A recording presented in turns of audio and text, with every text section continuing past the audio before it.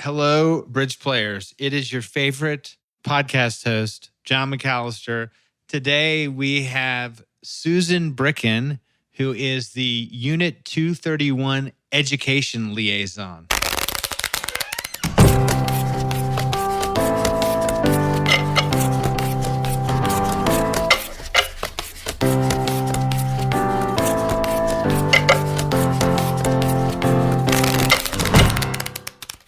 Susan started playing bridge recently, and we have a young woman who edits our episodes named Amelia Ritholler. And Amelia said to me in an email, John, I really enjoyed this interview. Susan is such a delight. Susan and I met because she called me in response to an email I sent out about BridgeWhiz. BridgeWhiz is a 20-week, completely free virtual course which starts the last week of October and is being offered by the ACBL Educational Foundation. Classes begin hourly from 4 to 7 p.m. Eastern, Monday through Thursday. They're 90 minutes, and they're targeting school children, particularly middle schoolers. And there's about 15 minutes of teaching and then 75 minutes of play on Shark Bridge. And one of the great things about Shark Bridge is that the kids all get to be the declarer. They all get the same play problem. This is based on a program that Bridge for Youth ran in Seattle that Al Bender ran there. Al was our guest on a previous episode, and I'm totally enthused about it. So tell your friends and the school children in your life, and let's spread the word. I have Susan Bricken, the Chief Enthusiasm Officer for BridgeWhiz. We met over the phone. Susan called me. I sent an email out to all the unit presidents and education liaisons in District 6. And I got one phone call from this woman right here, Susan Bricken. Susan, welcome to the Setting Trick podcast.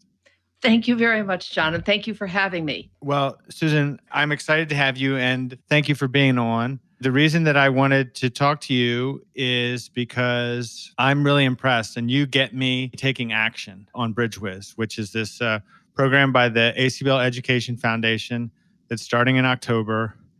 And I love your enthusiasm for the project, but the last time we emailed, you had spoken to a man at a church, and your enthusiasm had slowed a little bit. Let's talk about that. Just a tad. It was my very first no. And he rapidly informed me that cards were the work of the devil and that I was a really bad person for even suggesting that children under his care would take up a card game. And unfortunately, he has my number, and I got a call the next day suggesting that I stop in this church. However, today, when I had flyers made about BridgeWhiz, the person making the flyers called me and asked me about the program and was excited about it. Now, how cool is that? And he has grandchildren that he thinks might be interested in it. So that made up for it. So tell me, you had flyers made. You went to like a local print shop or something? I did. We wanted to have flyers right away because we have people that are interested, and we have people, I'm asking people to go out and contact people that they know that have children of the appropriate age. I mean, this is an incredible program. It's free, and it's 1 day a week for children. Right now, we went out to dinner at an outdoor restaurant last night, and there was a family next to me. Everybody was on their telephone. Everybody, the kids, the parents. And there was multi-generational family next to me on the other side, and their kids were on the telephones. So this is an opportunity for children to play game, teach their parents, and go back to the days where many people learned how to play bridge around the kitchen table. Yeah, one of the sayings that I like to use, and I think this applies really well to BridgeWhiz, is screens to go beyond screens. Yes. Very good. Very nice. I'll adopt that. I like that a lot. So Go ahead. No. I was just going to say, we're having, a lot of interest in the program. We're talking to AARP. I've got some homeschooling people that are very interested in the program. The Unitarian Church is considering it, and people are taking the flyers. So hopefully we'll get children interested. So I spoke to Kristen Frederick, who is the executive director of the Education Foundation today, and she told me that they had 144 kids signed up already. Wow. And that's without Peach Jar. This is just word of mouth. At this time, when kids are staying home, when there are a lot of children that aren't being able to participate in a lot of their usual activities because of the virus, which is only increasing, this program, 1,000 children, we should have to triple it at least, I think. That would be a great problem to have. That would be wonderful. Did you speak to the people at the restaurant about the program, or did you just take that in? What do you think, John? You talked to them? What do you think? What do you think, John? You talked to them? Of course, the children were the appropriate age. Yes, absolutely. And they're very involved in sports, these children. But, I explained to them as a swimmer, the reason I took up bridge 6 years ago was I didn't want to be really fit and then not have anything to say to people, like duh. So we talked about how this is sort of a nice balance between sports, and bridge is now being called a mind sport. And it's a very competitive, it just is the same things, only gives you the mental exercise. It's taking your brain to the gym kind of thing. They were intrigued. How did you go about were these strangers to you? Yes. Yes. And so you I'm a New approached Yorker. the table? John, I'm a New Yorker. We talk to everybody. Yes. Yeah, that's just, you know how to talk to people. Yes. And it seems like it's a good thing. And I think it's a great gift to at least let people know about it. Yeah. Because these are people that probably never would have heard about the program. So in my mind, I'm doing them a great service. Oh, and this is really cool. I do work with abused kids. And this is a foster care agency. And they have a lot of children in foster care at the appropriate age. They're very interested in this. They're always looking for things for the foster kids to do to keep them busy. Wow. So I'm going there tomorrow to give them flyers. That could be like a Queen's Gambit situation. She was a foster kid. She was. Yes, I hadn't thought it. I didn't make that connection, but that's true. Do the foster kids have access to the internet? Yes. Yes. It's usually monitored, but yes, they do. Most of them are in foster homes. Pretty much everybody. And many of the kids are having to go to school over the internet, or at least did so last year. Right. So tell me about your bridge journey. I see here that you were 6th in the 2019 50 to 100 Master Point race.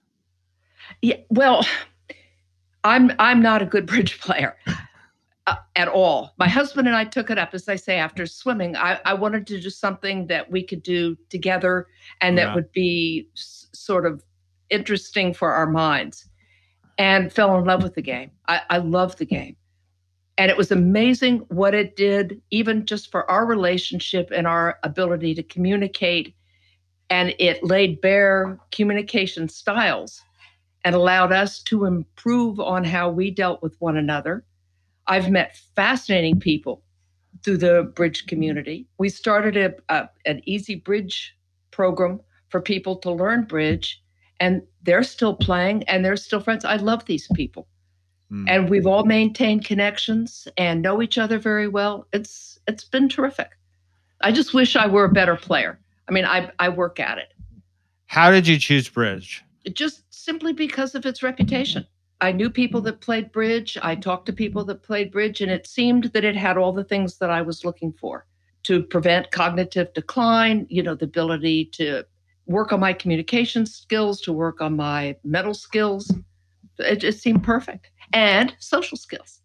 You strike me as someone who has one way of describing it as a growth mindset, or a lifelong learner. Oh, yes.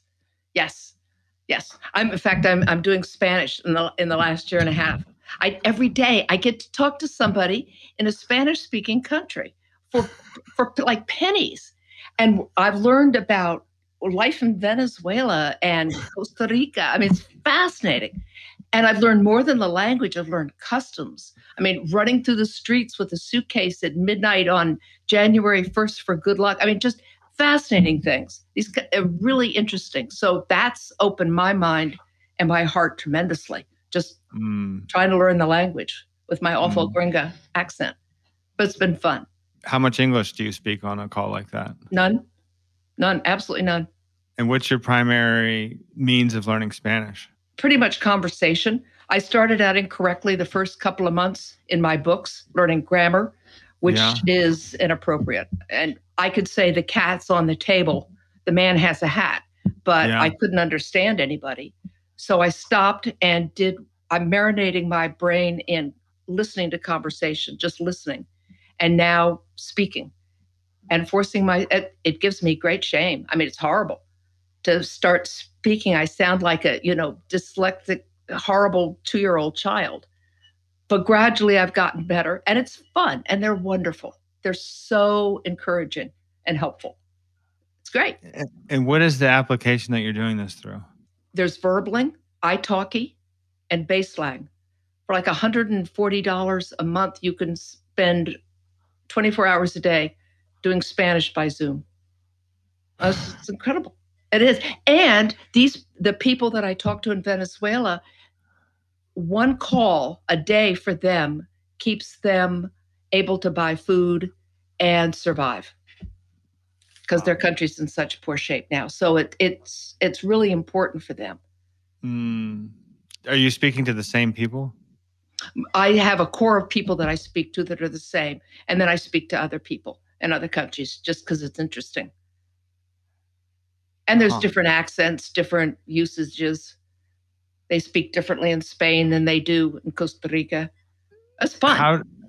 What about like Duolingo? I've got some friends that I've seen on Instagram that they're it's a couple and they're competitive about their Duolingo stuff. Have you tried that? Yes, I started with that, but you outgrow that quickly.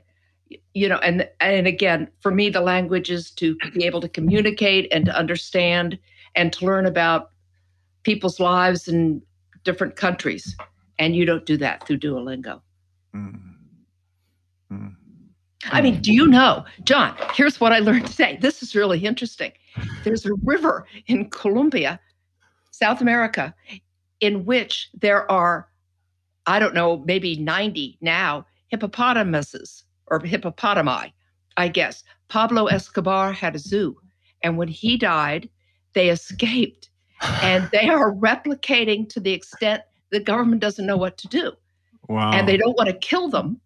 And they're dangerous. I mean, they're endangering the population. They're not native. They're eating everything. I mean, it's just incredible. And there are pictures on the internet of just all these animals, huge, huge animals. I mean, how interesting is that? Come on, John, that's interesting. Yes, it is interesting. Do you have a time when are you doing this tomorrow? Yes. At what time? I believe tomorrow I do it at noon, from noon to 1. I talk to my friend Alex. I have an opera singer in Ecuador. Yeah, I mean, they're interesting people. Do you talk to them about bridge? No, not yet. There's one man we've talked about bridge a little bit, but he didn't know what it was, had no idea. I don't think BridgeWhiz is international yet. Right. Yeah. Right. Yeah. Right. So 6 years ago, you and your husband set out to learn bridge. We did. And were you living in Christiansburg at that time? Yes. We retired and came down here, and they had a pool, and I was swimming a lot. And then we met people that played bridge, and then we met the Duplicate Club, and that hooked us. So we started going there 3 times a week. And you went there cold turkey? Like your first bridge was played at the Duplicate Club? We played a couple of times with a man who was a teacher locally, and he told us never to go near a Duplicate Club. The people were awful. It would be terrible. But he was having some issues. And we met somebody from the Duplicate Club, and they said, come. So we did. And they started a game for us. We were supposed to play in a novice game. Yeah. Until we got better, but there weren't enough of us. So they just threw us into what we called the big room. And there we were. So you like to learn things experientially, I think. Yes. Like you're not afraid of failing. I get the sense. No point in compounding ignorance with temerity, I say. What does temerity mean? Fearfulness. Mm. Fearfulness. Oh. Yeah. Mm. So you didn't, I mean, you had some lessons with this individual who said no duplicate Yeah. club. But what he told us was incorrect. We bought books and realized very quickly that he didn't know what he was talking about. So when we went to the duplicate club, they were going to give us lessons. And that fell apart. There just weren't enough people to sustain the lessons or a Yeah. separate game of novice players. So Yeah. they threw us in. And I'm kind of glad they did because we had to learn quickly, at least enough to be able to survive. I mean, how much do you think you knew when you showed up for the first time? Probably aces were 4 points and kings were 3 and not much more than that. I mean, we did you had know some sense of the game, but not much.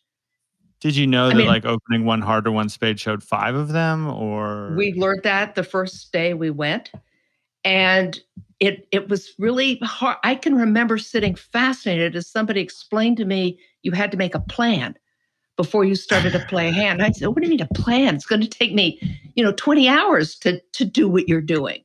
I mean, I was just fascinated. It was the whole process was really, really interesting.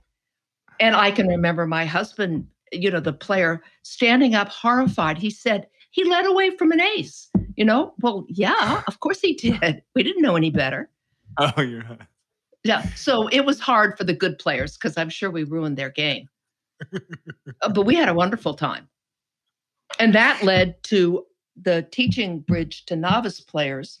Not that I was a good player, but I didn't need to be because I was just teaching them what I remembered I had needed to learn. Right. It was fun. And did your husband do that teaching with you, or? Some, yes, Yeah. a little bit. My husband was a tax lawyer. There. Tax lawyers are not the most personable people in the whole world.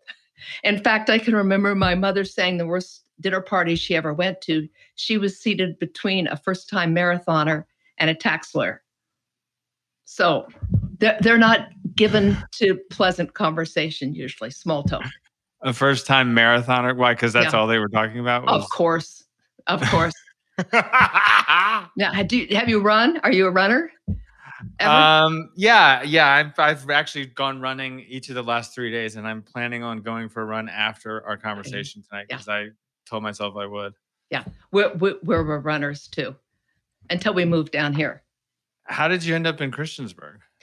Finger on a map. Husband retired from the Justice Department, and at that time I had a son in Northern Virginia and one in Cary, North Carolina, and this was sort of halfway. And we figured we didn't have any place to go, and there's 2 universities here, so how bad could it be? So we moved here. Husband came down, found a house, and here we are. Is University of Virginia Wise down there? Is that the other university? No, Radford University. Oh, Radford. And Tech. And Virginia Tech. Got it. What else can you tell me about your bridge journey? I see your husband has 20 more master points than you do on. Yes, and is a better player than I. He had hand surgery. In fact, he's having his second hand undergo surgery this week with osteoarthritis in his thumbs, which made holding cards very difficult and painful. And once we get that over, we started back in bridge. We're doing some Zoom lessons and starting to play again. We've missed it. And he's maintained his studying and learning all along. So it'll be fun. We'll go back. Go back, you mean to live bridge or? Yeah, hopefully if the Delta variation, quits raising its ugly head in this area, we're just starting to have live bridge again. So what would be a triumph of yours at the bridge table, like a recent triumph for maybe online play? For us, for me, when I was playing bridge in person, my last triumph was recognizing and being able to bid appropriately Puppet Stamen. And I truly lived on that for a couple of days. I mean, it was wonderful. It was so satisfactory to learn this stuff, and have it work and have it turn out the right way. So that's good. I realized that we spent far too much time, and I'm sure many people do, with the bidding. And, half the game is defense. So we're working now on defense and signaling, and that's really cool stuff. So I like that a lot too. What is your primary vehicle for learning defense, for example? Books. I've got lots of books. I mean, that's usually I buy books on whatever I'm interested in. So we have a lot of defense books. And Robert Todd has a most amazing course of bridge materials for play, for defense, and for bidding. He has a complete course, and which I think is brilliant. And he explains his ability to explain things conceptually, the concepts behind things has made all the difference. I think his materials are just wonderful. And I've been to 2 of his seminars also. In fact, I remember Robert Todd playing with 2 teenage girls who were sent to this seminar by their parents. They were not happy to be there. And he played with them. And by the time the game was over, they were loving it. It was wonderful to watch him engage them. So that was fun.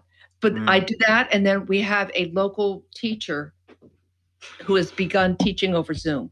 And she's starting to do some defense. But mostly the books. And then there's seminars, of course, and workshops.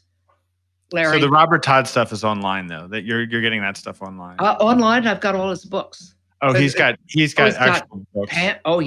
Pamphlets. I mean, they're not books, and a ton of stuff. So originally, I told you that you were going to be on his episode, and actually, we published his episode. I think maybe even today. Actually, I don't know if we've published it or not yet. So it might be that you just have your own episode. Yeah, that's fine. I don't care. Okay. Did you tell your husband that you're? Go ahead. No, he had to, make sure that all this. In fact, he set all this up, and then I had a Zoom call in Spanish, and we couldn't hear each other because he plugged in the wrong, But so now it's fine. How would you characterize your conversation or your communication styles from what you've learned about bridge? I would say we are a lot more tolerant, and a lot more patient, and a lot more focused on actually trying to figure out what the other person is trying to communicate. And that spills over. I mean, outside of bridge, I think.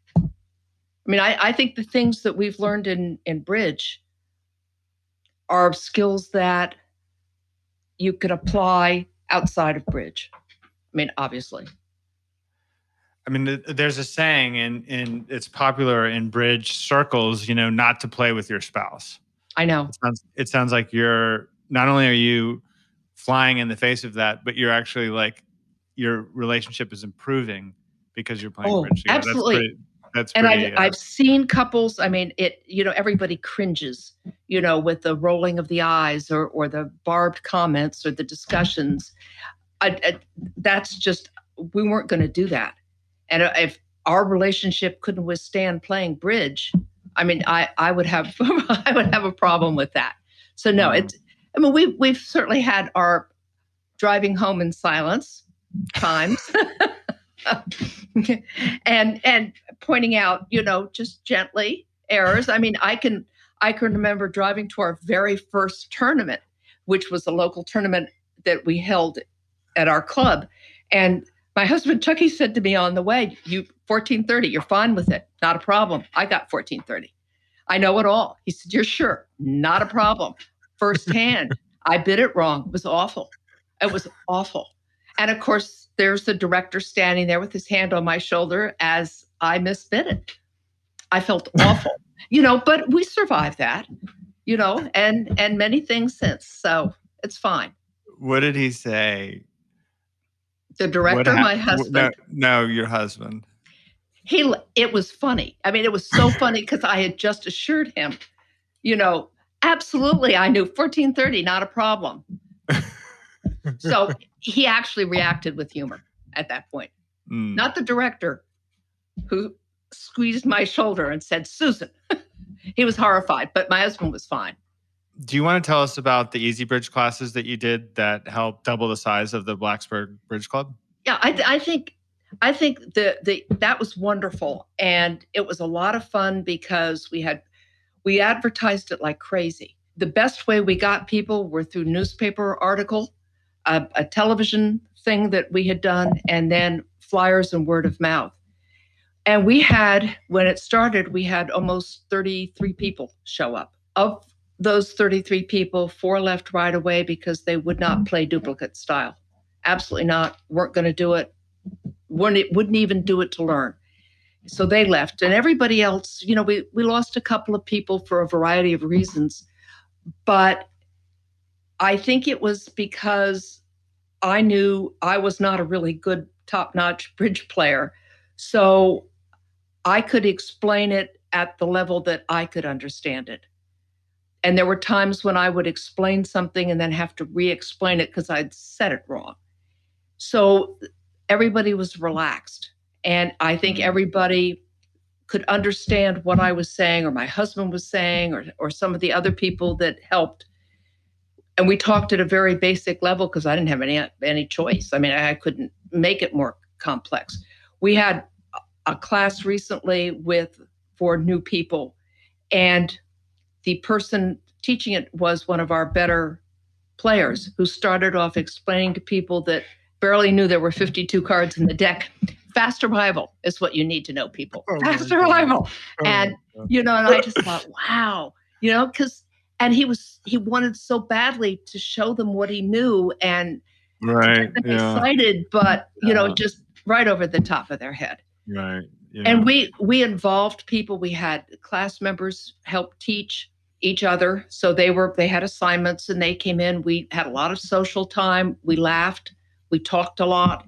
And then gradually we had people from the club itself, the duplicate club, come in bit by bit and teach something on, how to handle the boards at the table. They didn't even have to teach a bridge thing, but it was just something so that people got to know one another. So that when my group went into the big room, and that's what we called it, the big room, the little room, in the big room, they would be comfortable and at least they would know one another. So it worked out really nicely. It was fun. We started out with the Easy Bridge. There's an Easy Bridge program, but we sort of morphed and sort of did our own thing after that. And I worked really hard because of Robert Todd, because I'd found his stuff to try to teach the concepts so that they understood what they were doing. And it sure helped me. Do you play on BridgeBase? I've just started playing again, yes. But we've got a relaxed game going now. But I have a friend that's coming back and she wants to play online. So while my husband's recuperating from his surgery, I will play online. And then so you haven't played any of the ACBL games on BridgeBase? Wow. No. But I will. Because I'm thinking I would like to play with you. Oh, John, I'm sure you're a really good player. Well, a lot of people think that. Yes, I'm sure they do. But they tend, the punchline is that they tend to be not bridge players. Oh. I mean, like today I was playing golf, for example, with the new director of golf at our country club here in Charlottesville. And somebody referred to me as like a world-class bridge player. And I was like, oh, world-class bridge player. Yeah, but it was a t-shirt. You need a t-shirt. It was a non-bridge player. I mean, in the eyes of, the non-bridge playing world, I've played in world championships. So, maybe. John, you are a world-class bridge player. You are. Well, yes, Susan, but I mean, that's no. I mean, in the eyes of world-class bridge players, I would be interested. That would be an interesting thing to uncover, to hear what. Wow. I mean, my goal is to win. I want to win the Bermuda Bowl, but wow. I need to get either a lot better at bridge or a lot wealthier. One of the two, or a combination of both. Yeah, or both. Yes, that would be. Yeah.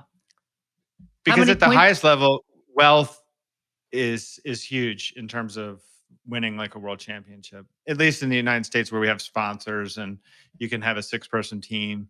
So, I mean, I'm capable. Like I finished 10th in a open world championship, the transnational teams in 2017 John, with I had a very good partner and teammates and it was a lot of fun. So the wow. top, there was 120 teams and the top 8 made knockout head-to-head matches. And it was 3 days of qualifying, 5 rounds per day. The penultimate round, we were at I think we were at table 1. Maybe table 1 or table 2, which so like you're literally in the top 4. And we lost that round and then we just missed. I cried. I cried. Wow. I called my mom. It was in France. I called my mom. I called my ex-girlfriend who did not answer. Yeah, that was a mistake, John. Yes. Well, she's got French ancestry, so like her mother is French. So I was I was thinking of her, but yeah. Wow, that's very impressive. When did you learn to play? Did you start playing as a small child? So we used to play, I still play hearts with my parents after dinner. We love to play hearts. We play 3-person hearts. We take out the 2 of diamonds and each of us have 17 cards. My stepdad always acts like he forgets what the rules are. And so when I was 18, my mother's father died, my grandfather on my mom's side. And my mom's oldest sister was staying with us. And after dinner, the 4 of us, my parents and Aunt Kathleen, sat down to play hearts. And I was explaining the house rules for hearts. And Kathleen goes, like, literally, this is what she said. This is stupid. We should be playing bridge. Wow. And so I was sort of like, well, I don't know. I kind of like hearts. But she won out and I just loved it. And so so instead of playing hearts after dinner, we would play bridge after dinner. And for like the first probably 6 years of playing bridge, like I only knew to do it with my parents. Like it didn't occur to me. Like I lived in New York City, 2 blocks from like the biggest bridge club in the country, Honors. And it didn't even occur to me to like go there. Try to go there to find bridge. And that's one of the reasons why like the movie or BridgeWhiz, like I just think people like it just doesn't, there's people who will love bridge, but they might never get introduced to it. Yes. And so have you seen Double Dummy, by the way? No, but I've written it down. I would like to see it. That's your show. Yes. I just learned about that. You mentioned Double Dummy. And I wrote it down, and then somebody else mentioned. I didn't know what it was. So you heard me say it, not during this conversation. No, prior to this. But it was just as an aside. And I wrote it down to figure out what it was. Do you know what double dummy means? Double dummy, yes. It's when you can see your hand and your dummy both, so you know how to play the hand in the best possible way. Yes? Or no? I mean, you can see all 4 hands basically. Okay. It comes from whist. So that people used to play 2-person whist and they would play with 2 dummies. So if then you can see, your 13 cards plus the 26 of the combined dummies, and then you can just infer what the other person's cards are because those are the missing cards. Yeah. That's where the term comes from. And then double dummy itself was like a popular form of the game, I guess. I don't really know this part as much, but I think people would play double dummy to see like if they could, prove that you could make X contract on the actual lie of the cards. So I don't know how people actually practiced it, but that's where the term came from. And I did. Okay. And we've been making this movie for 9 years. And not a video. Don't call it a video. Oh, no, a movie. Susan, if you call it a video, we're fast friends. But if you call it a lo video, siento. No, disculpe. Yeah. Perdón. No más. Okay. No, this movie. Like if you want to disparage me, be like, oh my gosh, I saw your video. Your little video. that would be a great way to disparage me subtly. Oh, no. Yeah. Wow. Who's we? Yeah. I mean, how did you make this? What made you, and what is it about? So it's about a team of Americans playing in the Junior World Championships of Bridge. And I quit my job. I used to work for a hedge fund, and in In the city? 2012, in Charlottesville, here in Charlottesville. That's not the And city. I quit my job, and on my last day of work, I left to go to Memphis for my first NABC. And at the Memphis tournament, there was a brainstorming session about how do we get more young people interested in learning bridge. And so I had just left my job. I was doing marketing, and I was like, this could be something that I could do. And so I came home and I had dinner with two friends who were filmmakers. And they said, one of them said, "We think you're the only person we know that plays bridge." And I said, "Well, that's funny because I went to this brainstorming session and there's a call in the bridge world to introduce the game to more young people." And I said, the average age of Bridge League members at that time was 67 years old. Ooh. And they claimed it was going up by 2 years every year. And so I said this, and my friend Jeremy Goldstein said, "That sounds like a documentary movie." And that was sort of the fuse. Oh, John. Yeah. And you'd never done anything like that before? No. My sister produced a couple of movies. My middle sister, I have three sisters. She produced a couple of movies that were like one of them with one of the other guy, Derek Sieg, my childhood best friend. So they produced a movie together called Swedish Auto. And then my sister produced a movie. It was actually Michael Shannon was in it. And can't remember the name. It was sort of a psychological thriller, but anyway, maybe it'll come to me. My husband's father was a film producer. He did The Train with Burt Lancaster. Isn't that interesting? About the theft of Jewish art in France, and they're trying to get it back and stop the train taking it back to Germany. It was an interesting movie, and Chuck's father produced it. In France. They made it in France. Was it successful?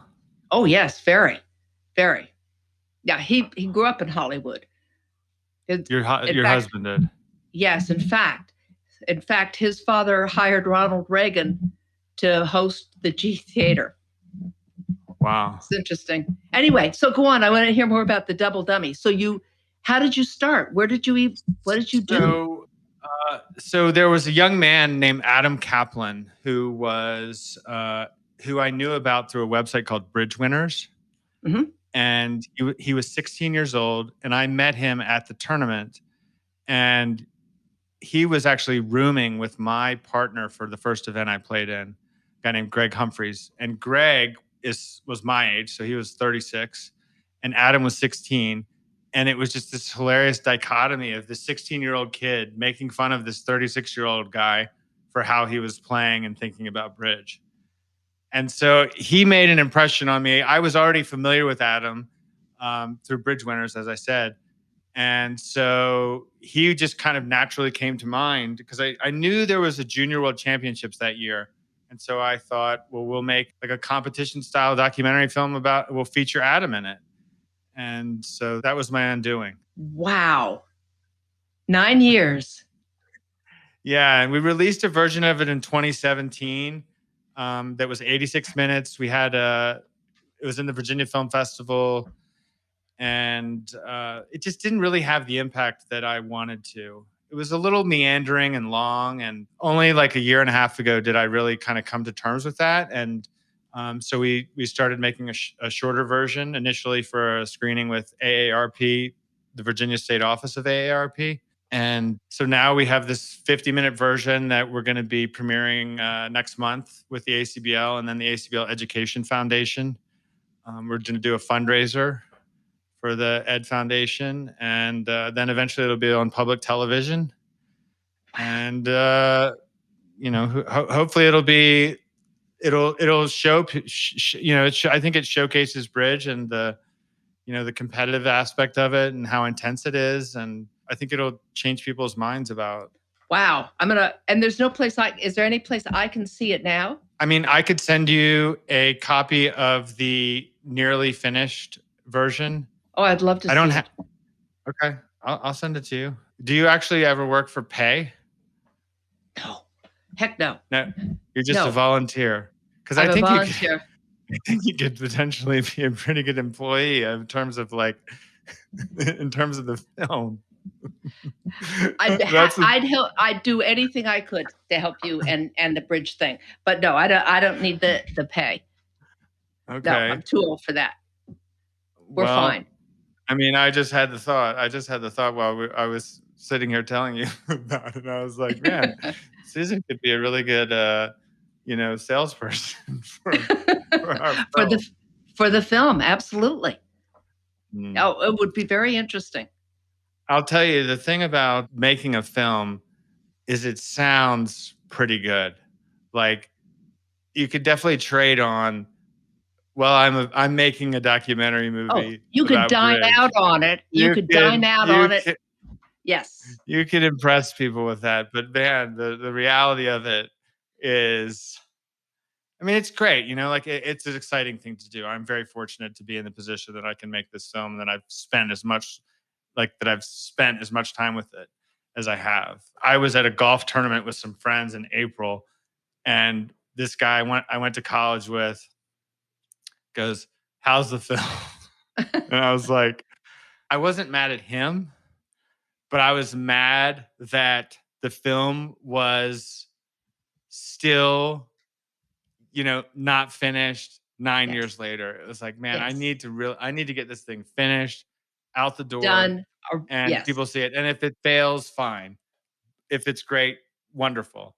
But for my own peace of mind, I need What to has have. taken so long, do you think? We have a young woman who's working for us right now as the post supervisor. So she's just sort of making sure that all the color correct, the sound mix, these sort of technical film things that you need to do to make it look the same, and have all the sound levels, stuff like that.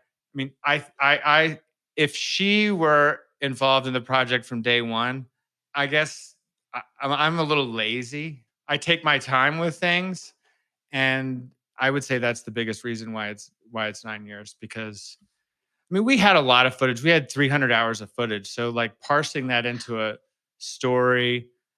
I mean, I really wish, knowing what I know now, we spent a lot of time just filming people playing bridge in China where this youth tournament took place. And we could have done that with just cameras over the table of the kids on our team.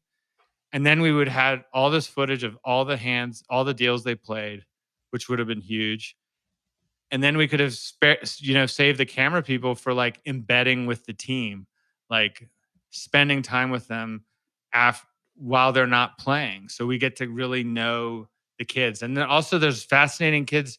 This is a tournament. In our event, there were 17 countries taking place. Some of the kids, I went to the Tel Aviv Bridge Festival in 2014 or 15, and I befriended one of the young women on the Israeli team that the U.S. I don't want to spoil anything, but they have a big match with Israel.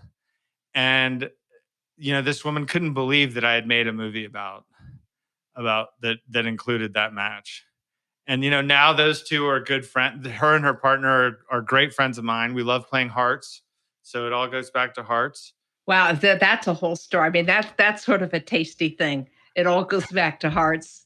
But I mean, you'd never done anything. I mean, you never made a film before.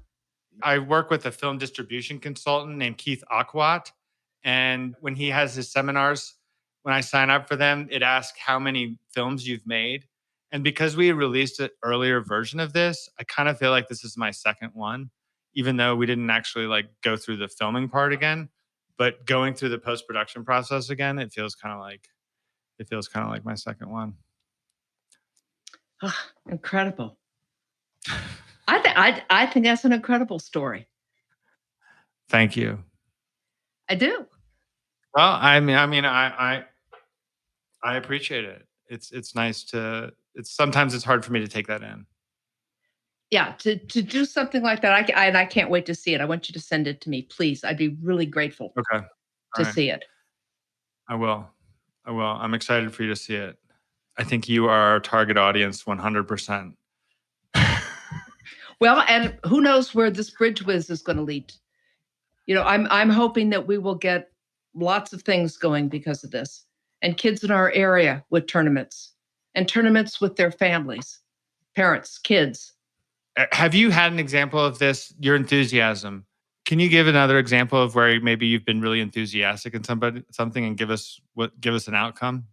Yes, two things just come to mind right away. Three things. I joined the rescue squad when we first moved down here. I don't ask me why, but I did, and uh, I was in my 60s, so I mean it was a little. They thought it was a little strange, but in this area particularly, having been on the rescue squad for a while, it was very evident to me that people had no knowledge of health matters. I mean, we live in the stroke belt, for heaven's sakes. I mean, we get a lot of people with strokes in our area. Nobody knows why. I think it's NASCAR, but don't tell them that. But so they had no, I can't tell you the numbers of people that I picked up that were having a stroke, and stroke is very time sensitive. They can intervene if you get to the hospital very quickly. But people didn't know that they were having a stroke because they didn't know the signs and the symptoms. And it's heartbreaking when you realize that, yes, my wife has been having these symptoms all day long. We finally call you, and I know it's too late. So I started a program. I stood at the Walmart and the grocery store and asked people if they knew the signs and symptoms of stroke, signs and symptoms of a heart attack. Could they do adult CPR? And their knowledge was abysmal. No, they didn't know much about stroke. No, something about the left arm, heart attack. Yeah, it's your left arm. Or pain. An elephant. Some people knew about elephants sitting on my chest. They knew nothing really, and none of them could do adult CPR. So I created a program called Take Heart. And it was an hour-long program in which we taught signs and symptoms of a stroke, signs and symptoms of a heart attack, and how to do adult CPR, and very important to us, what to do when you call the ambulance. Like if you live in the country on a trailer, you don't turn off all your porch lights, because we can't find you. And the importance of street signs. And we have a big festival every year in this town, and there's a pizza eating contest. And so we had the guy announcing it. He started saying things like, I'm getting short of breath. I'm, blah, blah, blah. And then suddenly he drops. After he announces the winner, he drops to the ground. And we immediately start playing Staying Alive and come out on stage and ask the audience, it's like Tinkerbell, let's save him. We have to save him. So put your hand, and we taught them how to do CPR. And what's amazing about that is that a year and a half later, I had a woman come up to me and she was doing this. She said, Susan, I still remember how to do CPR. And you know what? I taught my neighbor, I told them about this, and she did it on her husband until the ambulance arrived. Wow. Yes, it's amazing. So that was a really cool thing. It was just fun. We had a captain take heart. I mean, we had a lot of fun with it because it was an interesting thing. And when I started swimming a number of years ago, 10, 12 years ago now, 10 people drown in this country every day. And a good percentage of those that drown are children. I mean, and in this area in particular, swimming is not something that culturally people do. And people live on farms, and they have ponds on farms, and we have rivers. I mean, there's water every place. And on the ambulance, we've gone to the river to pick up people near drowning. So it started a program at the pool to try to teach adults that couldn't swim, not how to swim, because that's going to take more time, but at least to get them acclimated to the water so that they would be comfortable and that they would know what to do were they to be immersed. suddenly. And that was a really good program. The first woman was a woman who lived on a farm with 5 grandchildren who couldn't swim, and she couldn't swim, and they had 4 ponds. And she lived in terror that something was going to happen. So that was a good thing, I think. And they're still doing that program at the pool. Swimming is good. Do you swim? Yeah, of course. I mean, I'm not a swimmer like you. You know, you're the fastest woman in your You age do? group. How do you know that? Well, you know, I did a little bit You of have your interneting. way. Oh, okay. Yeah. I just Googled Susan Bricken, and I Googled it without bridge. And you were like, you came up with the, I'm going to include it in the show notes, but you were the fastest woman in your age group. Yep. Albert, I had a coach. He's like my adopted kid now from Venezuela. He's famous in Venezuela. He mentioned his name, Venezuela. They all know him. He came to this country when he was 16. He's been to the Olympics 4 times. He just went as a coach this time, but he came to coach at Virginia Tech and to coach the people that were Olympic hopefuls here. So, and he was my coach. So he'd go from the college students to the Olympic hopefuls to me, and it was seamlessly, it was wonderful. He didn't roll his eyes either. So it's been fun, and I love him. Where is Christiansburg in relationship to like Virginia Tech campus / Blacksburg? Not that I've been to Blacksburg, but 20 minutes. The town of Christiansburg, and then it just sort of melds right into the town of Blacksburg. It's unfortunate because the tech kids have to get up. I mean, swimmers get up at 5 a.m. Swimming's an early morning sort of thing, and they have to drive all the way to Christiansburg to the pool. So the tech swimming pool is in Christiansburg? Yes. There are 2 pools on campus, but neither are appropriate. They both need work. They're both undergoing repairs now. And how is it that Christiansburg has a pool of this size? Because the town manager was a swimmer at Virginia Tech, and his son was a swimmer at Virginia Tech, and Tech needed a pool, and Blacksburg said no thank you, so they built it at Christiansburg, much to the consternation of the local populace, because they don't swim. And here's this expensive, huge edifice going up. And even now, many of the people that come to the pool are from Blacksburg. But we get swim meets, so it brings a lot of revenue into the town. So it's a good thing for the town. And it's a world-class facility. I mean, I call it the jewel of Christiansburg. It's a great pool. We're lucky. Have you had any second thoughts about Christiansburg in your time there? Yes. Yes, I have. Yeah. Where are you? Where are you with that right now? Well, we're here, and my husband is perfectly happy here. But eventually, I'm being a New Yorker. I mean, coming here particularly, the pace of life here is very slow. In fact, when I joined the rescue squad, they told me I would have to go for training twice a week to Charlottesville. And I came home and announced that. My husband said, "You're going to drive 3 hours back and forth twice a week." It wasn't Charlottesville, it was Charlottesville. See, the ambulance, the dispatcher would have to spell street names to me. And things are very slow here. There's nothing to eat. It's not, it's a very, people here are wonderful. I mean, it's a wonderful place in many ways. What did you think of Charlottesville? Charlottesville's lovely. Charlottesville's wonderful. And I wish when we retired, we had looked at Charlottesville, is what I think. Yeah. Well, the unit president, John Markey, said, "We can't have you."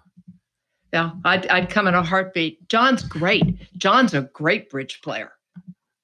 We have John Markey and Marcia Platnick. And she's Doesn't she very live well in West known. Virginia, though? I thought she lived. She does. Marcia lived.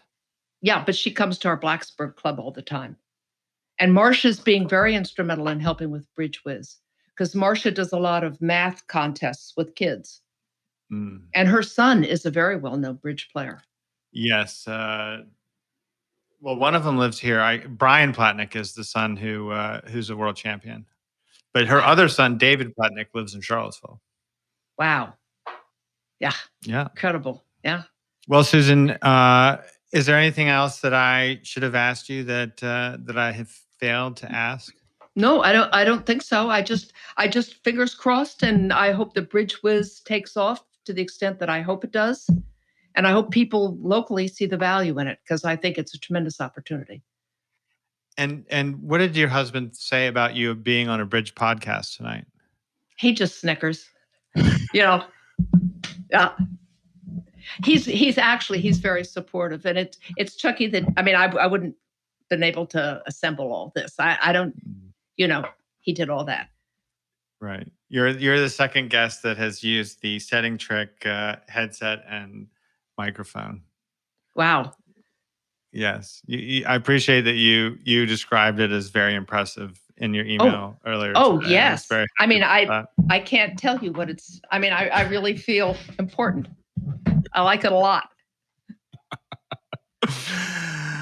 All right, Susan, it has been a pleasure to get to know you better. You. I want to play with you on Bridge Base in a John. game.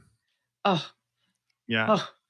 Yeah. Okay. That I'm putting you just tell me when you invite me. Will you invite me over email? Can I leave that to you? I will do it. Yes. It'll be an impetus. I'll get out my books tonight. Thank you, John. This has been wonderful. It's been fun. My pleasure. Thank you so much, Susan. I've enjoyed talking to you. Same. Okay. Take care. All right. Question. Who have you told about BridgeWhiz? I challenge you to tell 3 people in the next day about BridgeWhiz. And I encourage you to copy me on emails if you're emailing people. My email is john@thesettingtrick.com. And if you've got it going like Susan, maybe you can be on the Setting Trick. Quick update. Today is September 1st, and I emailed with Al this morning, and they had 241 people signed up before they did their whole flyer distribution through Peach Jar. So let's multiply that number.